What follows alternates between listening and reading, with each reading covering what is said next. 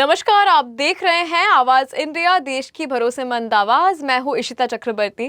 आइए एक नजर डालते हैं आज की शिक्षा प्रणाली की सबसे बड़ी खबर पर। देश भर में यूजीसी के नए नियम को लेकर जबरदस्त विवाद देखने को मिल रहा है।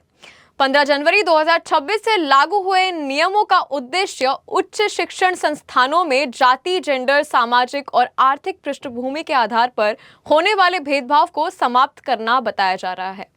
लेकिन नियम लागू होते ही इसका विरोध भी तेजी से हो गया है, खासकर सामान्य वर्ग के छात्रों और कर्मचारियों के बीच। यूजीसी के अनुसार ये नए नियम वर्ष 2012 में बनाए गए पुराने नियमों की जगह लेंगे, जिन्हें अब अप्रासंगिक और कमजोर माना जा रहा था। नए प्रावधानों के तहत देश की हर सरकारी और निजी यूनिवर्सिटी व कॉलेज में इक्विटी सेल का गठन अनिवार्य कर दिया गया है। ये सेल भेदभाव से जुड़े शिकायतों की सुनवाई करेगा और संस्थान प्रबंध को तय समय के भीतर कार्रवाई करनी होगी। यूजीसी का दावा है कि इससे कैंपस में समानता और सम्मान का माहौल बनेगा। विवाद की सबसे बड़ी वजह यह बताई जा रही है कि नए नियमों में ओबीसी वर्ग को भी जातिगत भेदभाव की श्रेणी में शामिल किया गया है।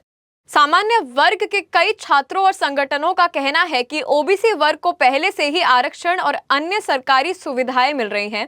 ऐसे में उन्हें भेदभाव पीड़ित वर्ग में शामिल करना अनुचित है।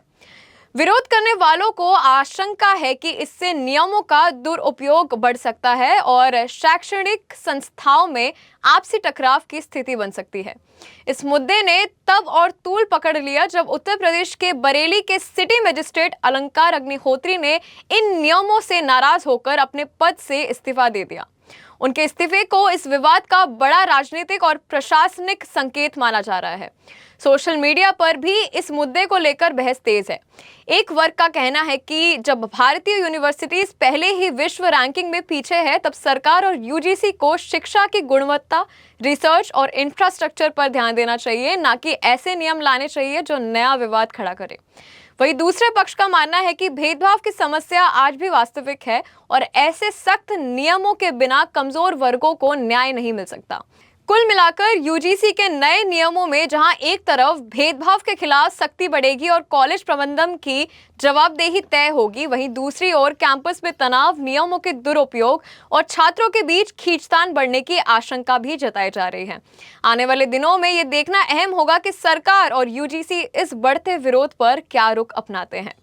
अभी के लिए बस इतना ही। आप बने रहे आवाज इंडिया के साथ, देश की भरोसेमंद आवाज। ब्यूरो रिपोर्ट, आवाज इंडिया।